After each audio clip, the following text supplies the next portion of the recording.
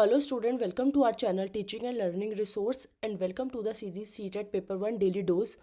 ये वीडियो बहुत इंपॉर्टेंट है क्योंकि इसमें CDP के बहुत इंपॉर्टेंट कॉन्सेप्ट के क्वेश्चंस हमने आज सॉल्व करेंगे और इस वीडियो को एंड तक देखना। और ऐसी और वीडियोस देखने के लिए आप हमारे चैनल को सब्सक्राइब कर सकते हैं और हमारे इस वीडियो के डिस्क्रिप्शन में एक टेलीग्राम का लिंक है, आप उस पर ज्वाइन होकर ग्रुप पे हमारे साथ प्रैक्टिस कर सकते हैं डेली। और ये क्वेश्चंस बहुत इंपॉर्टेंट रहेंगे हर वीडियो की, जितनी भी वीडियोस है इस चैनल पे, क्योंकि अब जो क्वेश्चंस सॉल्व करेंगे हम वो हमारे लिए बहुत इंपॉर्टेंट होंगे क्योंकि सीटेट का एग्ज़ाम फैब में है। जितने ज़्यादा हम क्वेश्चंस करेंगे उतना हमारे लिए अच्छा होगा। तो हम डायरेक्टली क्वेश्चन 1 पे चलते हैं। Question 1, according to Vygotsky. अब देखो वाइगॉट्स्की एक साइकोलॉजिस्ट के अकॉर्डिंग हमें बोला गया, तो हमें इनके अकॉर्डिंग ही चीज़ें इसमें आंसर हमें सॉल्व करना होगा। लर्निंग इज मोस्ट इफेक्टिव, उनके according learning is most effective when the task are designed with the learners.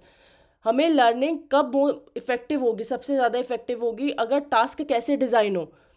First intelligence question के अकॉर्डिंग लर्नर की, B zone of proximal development के according, C readiness level only, D biological maturation stage. तो अगर आपने पढ़ा, पहले भी videos देखते आ रहे होंगे तो आपको पता होगा कि वाइगॉट्स्की ने फोकस किया था जोन ऑफ प्रॉक्सिमल डेवलपमेंट पे। उनके अकॉर्डिंग एक लर्निंग तब सबसे ज़्यादा इफेक्टिव होगी जब बच्चा जो टास्क खुद कर सकता है, इंडिपेंडेंटली कर सकता है, उससे ऊपर जाके उससे लेवल अबव करके हम बच्चे को टास्क देंगे ताकि एक टीचर उसको एज अ गाइड हम कर सके। कोई भी एडल्ट, कोई भी पीयर, कोई टीचर उसको गाइड करे और वो जो इंडिपेंडेंटली काम कर सकता है उससे अबव लेवल पे जाके वो काम करे। राइट, तो ये होता है तब लर्निंग सबसे ज़्यादा इफेक्टिव होगी अकॉर्डिंग टू वाइगॉट्स्की। तो option B is correct, zone of proximal development. इसका एक एग्जाम्पल लेते हैं और ये वीडियो में आपने पहले भी देखा होगा। उस वीडियो में मैंने जोन ऑफ प्रॉक्सिमल डेवलपमेंट बहुत अच्छे से समझाया हुआ है। एक बच्चा एडिशन के सम कर सकता है इंडिपेंडेंटली खुद से, लेकिन अगर उसको हम थोड़ा सा गाइड कर दें तो वो मल्टीप्लाई के सम भी कर सकता है। तो वाइगॉट्स्की के अकॉर्डिंग उनको उस बच्चे को बार बार प्लस के सम ना दिए जाए, उसको मल्टीप्लाई के सम दे और थोड़ा सा गाइड करे, तो क्या होगा, बच्चा मल्टीप्लाई भी सीख जाएगा थोड़ी गाइडेंस से बस। Question 2, a child perform better in group activities. एक बच्चा परफॉर्म बेटर करता है किसमें, ग्रुप एक्टिविटीज में, पर इंडिविजुअल टास्क में उतना अच्छा नहीं करता। तो वो बिहेवियर क्या है?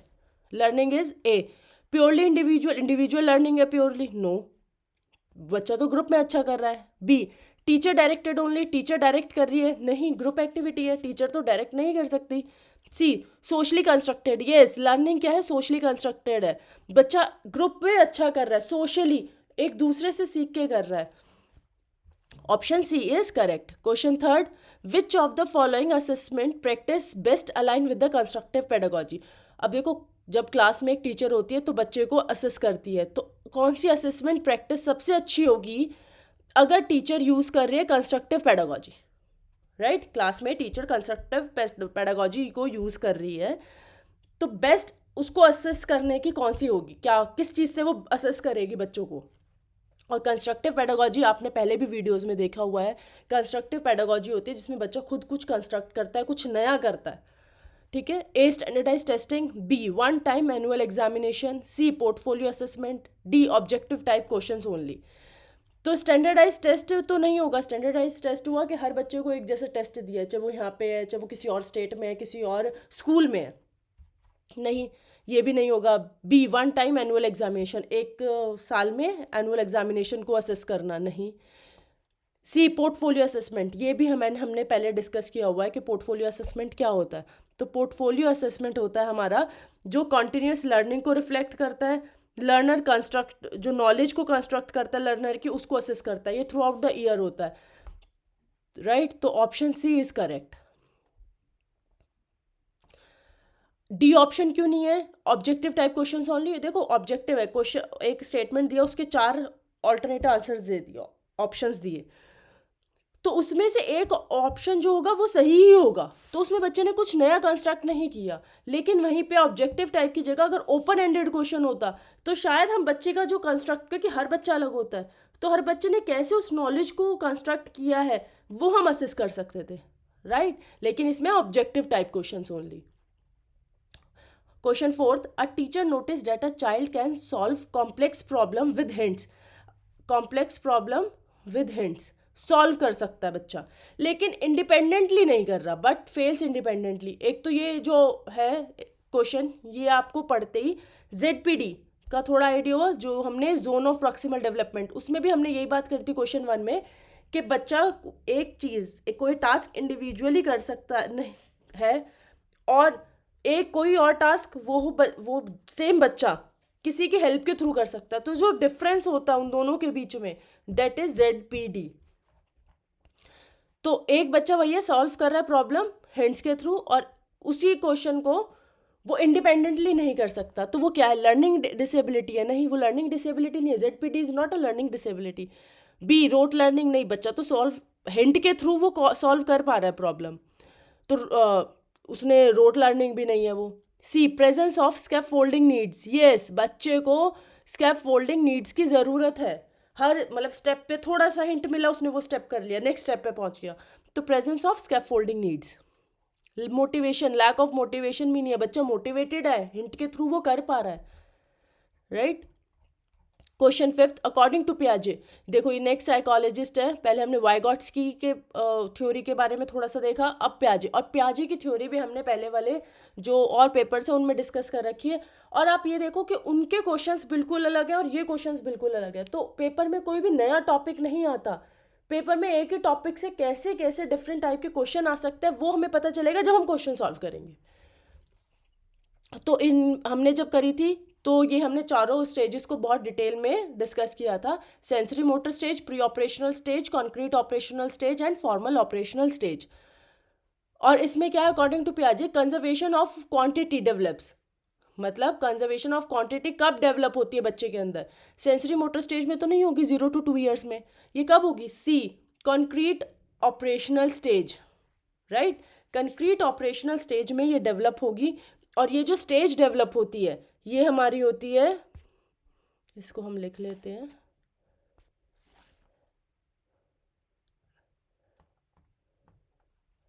ये हमारी होती है 7 to 11 ईयर्स, जिसमें हमारा क्या होता है, लॉजिकल थिंकिंग बच्चे की डेवलप होती है, तभी हमारा कंजर्वेशन ऑफ क्वांटिटी डेवलप होती है। Option C is correct. Question 6, inclusive education primary focus on. अब ये भी बहुत बार डिस्कस हुआ है, लेकिन हर बार क्वेश्चन अलग है, कभी किसी सब्जेक्ट से रिलेटेड होकर आता है, कभी ऐसे ही आता है कि इंक्लूसिव एजुकेशन के बारे में। तो इसको हम ज़्यादा डिस्कस नहीं करेंगे, हम डायरेक्ट आंसर पे चलेंगे ऑप्शन पढ़ के। Option A, special school for special need children. नहीं, इंक्लूसिव एजुकेशन का मतलब सबको एक साथ लेके हम बच्चों को पढ़ाना, जिसको हम इंक्लूसिव एजुकेशन को बोलते हैं समावेशी शिक्षा। B, uniform teaching method for all, एक जैसा टीचिंग मेथड सबके लिए नहीं, इंडिविजुअल डिफरेंस है, इंडिविजुअल के अकॉर्डिंग हमें टीचिंग मेथड भी यूज़ करने होते हैं। C, educating all children together with appropriate support. Yes, हर बच्चे को पढ़ाना, एजुकेटिंग ऑल चिल्ड्रन टुगेदर, एक साथ पढ़ाना, विद अप्रोप्रिएट सपोर्ट, जिस सपोर्ट की हमें ज़रूरत है, जिस बच्चे को जिस सपोर्ट की ज़रूरत है उसको यूज़ करके हर बच्चे को एक साथ पढ़ाना। This is called inclusive education. अब हम question 7th, intelligence as defined by Gardner differs from traditional view because it. अब देखो, intelligence as defined by Gardner, Gardner की थ्योरी की बात करिए, और ये भी हमने पहले वाली वीडियोस में डिस्कस किया हुआ है कि गार्डनर ने कौन सी थ्योरी दी थी, मल्टीपल इंटेलिजेंस की थ्योरी दी थी, और वो कैसे ट्रेडिशनल व्यू से अलग है, वो सब डिस्कस है, लेकिन क्वेश्चन बिल्कुल अलग था। तो question 7th, option A, focuses only on linguistic ability, सिर्फ लिंग्विस्टिक एबिलिटी पे फोकस किया था? नहीं, कैसे अलग अलग कैसे हुई थी वो? B, treats intelligence as a single entity, एक इंटेलिजेंस को सिंगल एंटिटी के बारे में बताया? नहीं, गार्डनर ने तो मल्टीपल इंटेलिजेंस की थ्योरी की दी थी, तो वो ट्रेडिशनल से कैसे अलग हुई? C, recognising multiple distinct intelligence. Yes, उन्होंने मल्टीपल इंटेलिजेंस की बात कही थी। C option, reject problem solving ability, जो लास्ट ऑप्शन है, नहीं, उन्होंने प्रॉब्लम सॉल्विंग एबिलिटी को भी इंटेलिजेंस माना था। तो ए, बी, सी, अगर हम तीनों ऑप्शन देखेंगे, option A, option B, option C, D, तो ये सब ए, बी और डी ऑप्शन ट्रेडिशनल व्यू से हमारे रिलेट करते हैं, ट्रेडिशनल व्यू ऑफ इंटेलिजेंस से हमारे रिलेट करते हैं। Option C is correct. Now question 8th,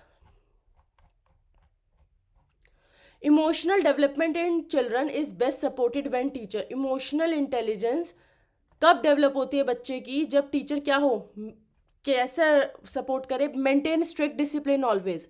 एक टीचर क्लास में स्ट्रिक्ट डिसिप्लिन हमेशा मेंटेन करके रखे, नहीं बच्चा क्या होगा, सेल्फ एक्सप्रेस करेगा ही नहीं, है ना, उसकी इमोशनल ग्रोथ ही नहीं होगी। बी, इग्नोर इमोशनल एक्सप्रेशन, बच्चे को इमोशन उसको इग्नोर कर दो, नहीं क्या होगा, हार्मफुल होगा, बच्चा एक्सप्रेस ही नहीं करेगा, वो कहेगा मेरी तो कोई इंपॉर्टेंस ही नहीं है, कोई सुनता नहीं, तो वो बच्चा क्या होगा, इग्नोर करेगा, मतलब अपने एक्सप्रेस ही नहीं करेगा। Option C, provide a safe and empathetic environment. Yes, option C is correct. D, focus only on academic achievement, नहीं, हमें इमोशनल डेवलपमेंट की बात की गई है, तो बच्चों को सिर्फ एकेडमिक अचीवमेंट पे हमें नहीं करना चाहिए focus. Question 9th, last 2 questions हमारे रहते हैं इस वीडियो के। Question 9th, a child who attribute success to effort and failure to lack of effort shows. हम ये क्वेश्चन बहुत धीरे धीरे पढ़ते हैं ताकि हमें एक एक वर्ड को समझे और समझे कि एग्जामिनर हमसे पूछना क्या चाहते हैं। तो दोबारा से पढ़ते हैं, child who attribute success to effort, जो क्या कर रहा है, मान रहा है attribute of success to efforts, कि सक्सेस मुझे तब मिलेगी जब मैं एफर्ट्स करूंगा, या एफर्ट्स मैं जब करता हूँ तब मुझे सक्सेस मिलती है। And failure shows lack of effort, और फेलियर क्या शो करते हैं, फेलियर क्या है, लैक ऑफ एफर्ट। मतलब एक बच्चा जो मानता है कि अगर मैं एफर्ट करूंगा तो मुझे सक्सेस मिलेगी, और मैं अगर एफर्ट नहीं करूंगा तो मुझे फेलियर मिलेगा, तो ये क्या है? A, external locus of control. B, learn helplessness. C, internal locus of control. D, low self esteem. इसका आंसर से पहले हम ऑप्शन डिस्कस करते हैं। A, external locus of control, मतलब चाइल्ड, इसमें ऑप्शन ए का मतलब है एक्सटर्नल लोकस कंट्रोल के बच्चा बाहर के एफर्ट्स को पे हुआ है, राइट। उसके लिए ये नहीं है कि मैं एफर्ट्स करूंगा, उसके लिए है कि उसको बाहर से आज मेरी मतलब कोई घर पे आ गया था इसलिए नहीं मैं एफर्ट्स कर पाया, या इसलिए मैं पढ़ नहीं पाया, मतलब वो हमेशा जो है वो एक्सटर्नल फैक्टर्स को ब्लेम करता है, राइट। तो नहीं, इसमें तो बच्चा देखो एक्सटर्नल फैक्टर को नहीं, वो मान रहा है कि एफर्ट करूंगा तो सक्सेस मिलेगी और एफर्ट नहीं करूंगा तो फेलियर होगा, तो ए ऑप्शन तो नहीं है, एक्सटर्नल फोकस नहीं कर रहा वो, outside. B, learn helplessness. Helplessness मतलब उसने सोचा हेल्पलेसनेस नहीं, उसने गिव अप नहीं किया, वो मान रहा है एफर्ट्स करूंगा तो मिलेगी success. C, internal locus control. Yes, internal locus control is correct answer. वो मान रहा है एफर्ट्स क्या है, इंटरनल ही है, खुद के है, कोई एक्सटर्नल फैक्टर नहीं अफेक्ट कर रहा, right. Child believe outcome depends on efforts not luck, तो इंटरनल ही है ये।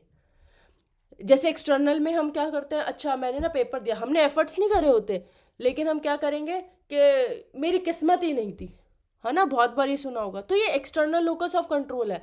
इंटरनल क्या होता है, हमें पता है कि यार मैंने मेहनत ही नहीं की इस बार पेपर में, इसलिए मेरा जो रिजल्ट है वो अच्छा नहीं आया, that is internal locus control. D, low self esteem, नहीं, बच्चे की लो सेल्फ एस्टीम भी नहीं है, option C is correct. Now D, और क्वेश्चन 10th, लास्ट क्वेश्चन है वीडियो का। A primary role of a teacher in learner centre education is. एक टीचर का प्राइमरी रोल क्या है, of a teacher in learner centred education में? A, transmit information, information देना सिर्फ। B, control classroom behaviour, classroom behaviour को control करना। C, facilitate learning experience. D, enforce strict rules. तो हमें पता होगा, इतनी बार हमने इतने सारे क्वेश्चंस कर लिया, आपने कंटेंट भी बहुत पढ़ लिया होगा, तो क्वेश्चन 10th का आंसर है option C, facilitate learning experience, क्योंकि लर्नर सेंटर्ड एजुकेशन की हमने बात की है, राइट। तो वीडियो को लाइक शेयर सब्सक्राइब कर